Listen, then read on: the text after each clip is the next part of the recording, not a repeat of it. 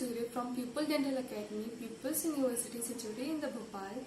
We are glad to bring you the video related to the dental anatomy guided by the Department of the Oral Pathology and Microbiology.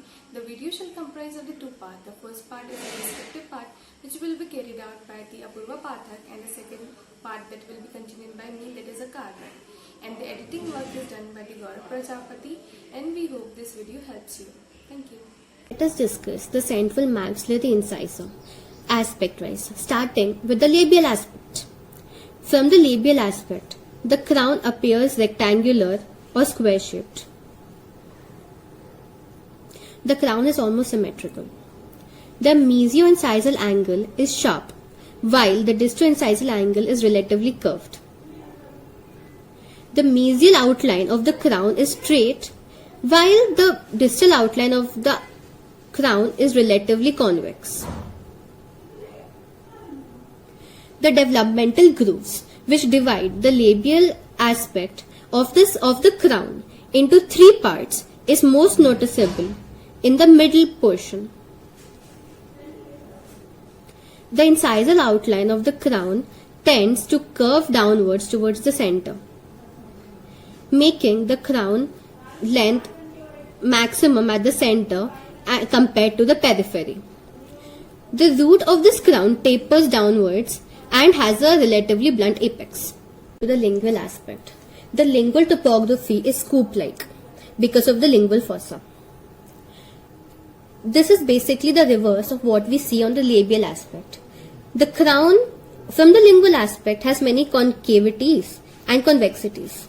In the cervical third of the crown, there is a big convexity called the cingulum. Just above the cingulum, between the two marginal lines, is a lingual fossa.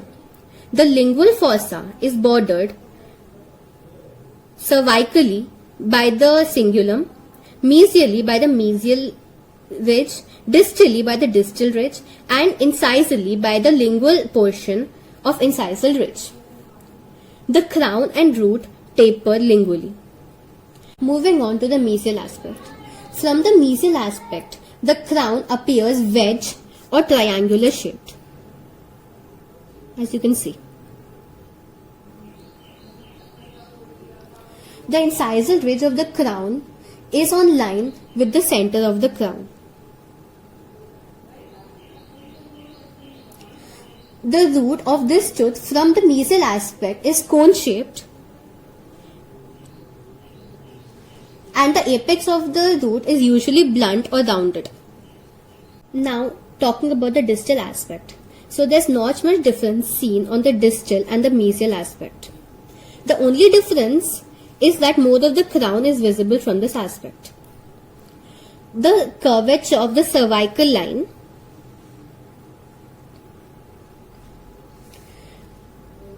outlining the cemento-enamel junction is less in extent on the distal aspect than on the mesial surface, as you can see on the given tooth.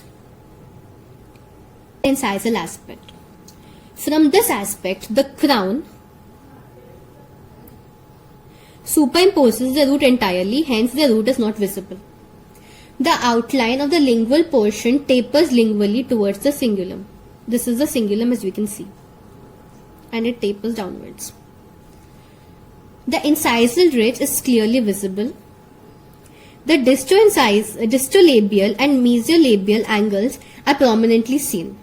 Maximum bulk of the tooth is visible from this aspect. The crown confers a triangular outline.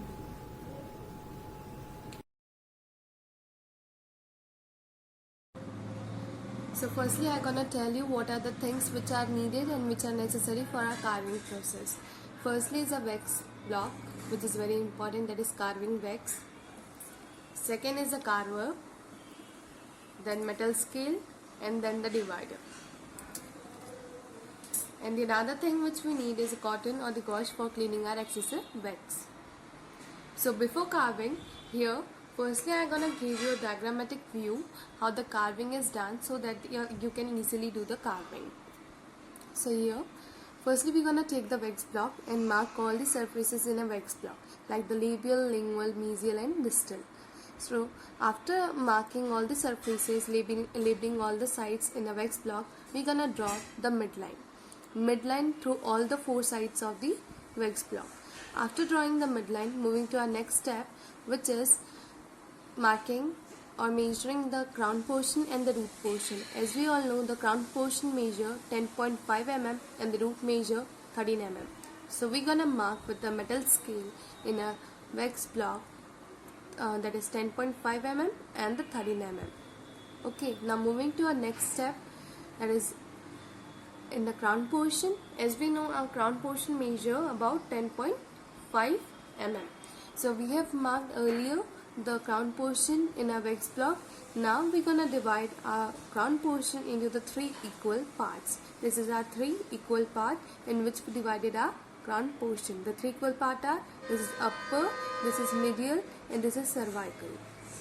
Now moving to our next step, after marking these 3 sides, after marking the crown into the 3 equal part, we're gonna mark. As we know, the distal mesial,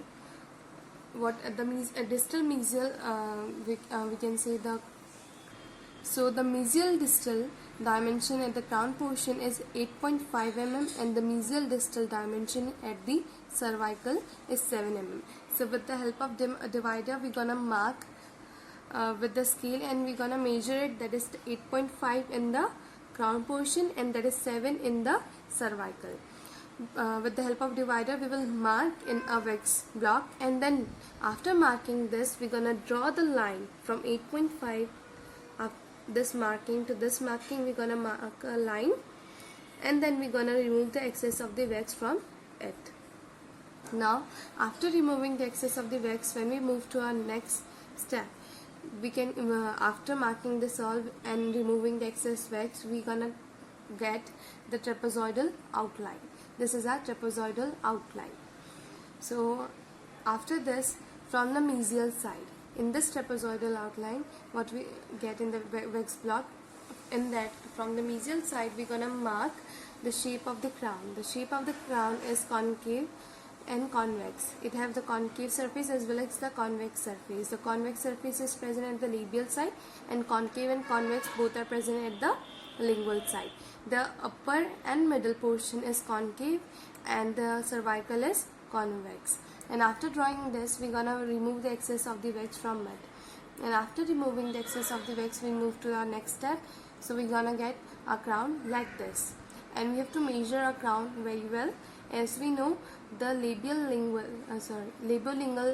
dimension at the crown is 7 mm, and the labial-lingual dimension at the cervix is 6 mm. So we're gonna mark it and we're gonna measure it. And after measuring, we're gonna remove the excess of the wax, as we want the perfect dimension crown. Now moving to the next step, this is now marking the curvature. As we know, the mesial curvature is more than the distal curvature. The mesial curvature is 3.5 mm, which is more than the distal curvature. As our distal curvature is 2.5 mm, so this is our distal curvature. This is our mesial curvature, which is 3.5 mm. So we're gonna mark the mesial curvature, and secondly, in the next step, we're gonna mark our distal curvature, which is 2.5. Now this is all. Now we are going to move in a lingual portion, lingual side. So the lingual side has a fossa, and the fossa is inverted W-shaped fossa. This is an inverted W-shaped fossa, and we're gonna remove the excess of the wax from it so that we can get the fossa. This is our lingual side, and we know now the distal. So as we know, our distal side is more rounded than our mesial side. The mesial side is straight and the distal side is rounded. So with the help of carver, we're gonna remove some of this wax from here because it is more curved. Okay. Now moving to the next step, that is making of our root now. Okay. So our root measure 13 mm. We know our root measure how much? 13 mm. So here in the wax block, this is like this. Earlier it was like this. I'm gonna mark now here the conical shaped structure. This is a root. So I'm gonna mark here the conical outline so I can get my root, and then I'm gonna remove the excess of the wax from here with the help of carver. So now after removing all this thing, I'm gonna get my central maxillary central incisor. Now let us start with our carving process. Now I will tell you how the carving is done. Earlier I have given you the diagrammatic view of carving. Now I will show the carving. So this is our wax block. The first step was we have to mark the midline. Okay, we have to draw the midline in our wax block in all the surfaces. Okay, draw the midline.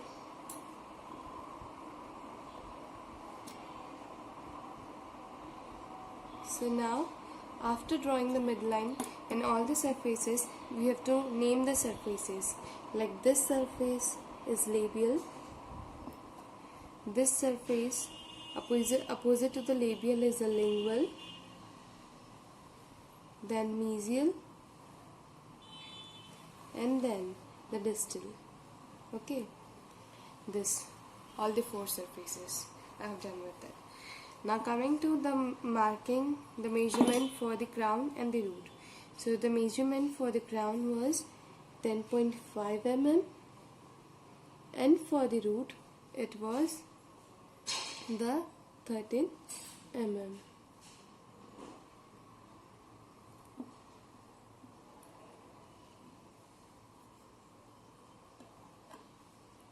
Let us mark over here. We have to mark this in all the 4 sides like this properly. So this.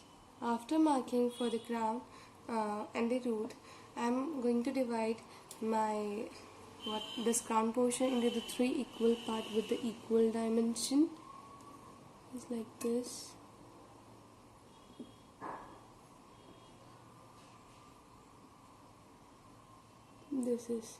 I have divided the crown into the 3 equal parts with the equal dimension. After doing this, the next step is that, as I know the mesiodistal dimension of the crown portion is 8.5 mm. So in this scale, I am going to measure the 8.5. Okay, 8.5. So this is our 8.5, and I'm going to mark over here the 8.5. Okay.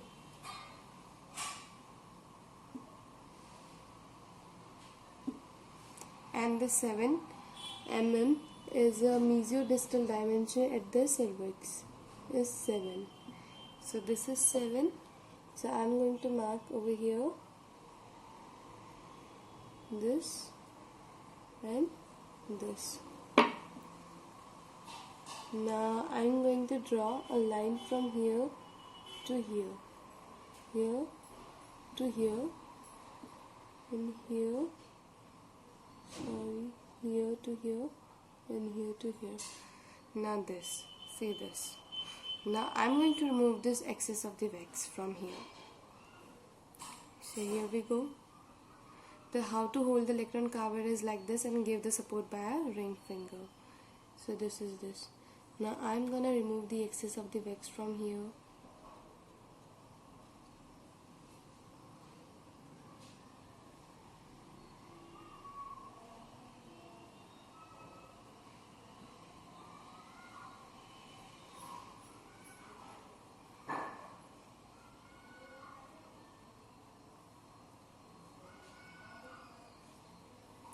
We have to remove the excess of the wax with the help of, we can clean it with the help of the cotton or the gauze, we can clean it. So this is how we have to do.